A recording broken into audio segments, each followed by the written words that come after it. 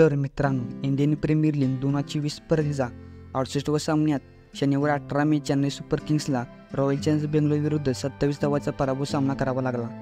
यासह चेन्नईचा IPL 2024 मधील आव्हाने संपुष्टात आले आहे. दरम्यान बेंगळुरूचा संघ विजयाचा आनंद साजरा करत असताना चेन्नई संघ मात्र निराशा पसरली.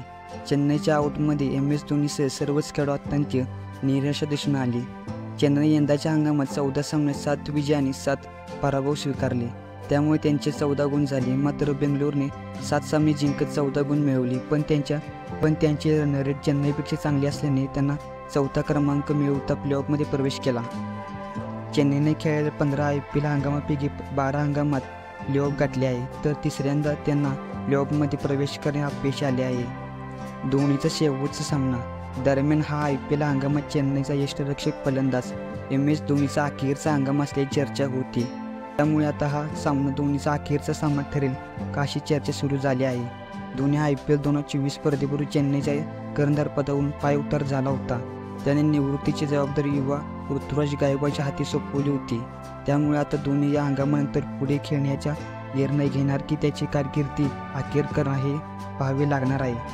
धोनी त्यांच्या IPL कारकिर्दीत 264 सामने खेळले असून 24 अर्धशतकासह 5243 धावा केल्या आहेत. त्याने यष्टिरक्षक करताना 128 झेल आणि 22 यष्टिचेत केले आहे. त्या पराभव शनिवारी झालेल्या सामन्यात बेंगळुरूने प्रथम फलंदाजी करताना 20 षटकात 5 बाद 218 धावा केल्या होत्या. बेंगळुरूकडून कर्णधार फाफ डु प्लेसिसने सर्वाधिक 54 धावांची खेळी केली. तसेच विराट कोहलीने 37 धावा केल्या, तर रजत पाटीदारने 41 धावांची खेळी केली. चेन्नईकडून गोलंदाजी शार्दूल ठाकूरने 2 विकेट्स घेतल्या, तर तुषार देशपांडे आणि मिचेल सेंटरने प्रत्येक एक विकेट घेतली.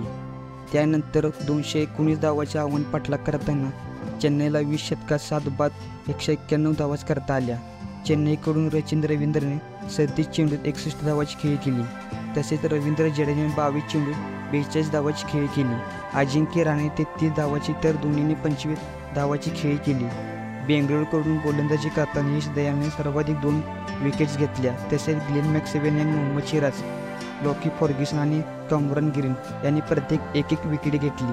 तर मित्रांनो, व्हिडिओ कसा वाटला कमेंट करून नक्की सांगा. चॅनलवर नवीन असाल तर चॅनलला सबस्क्राईब करा. जय हिंद, जय महाराष्ट्र.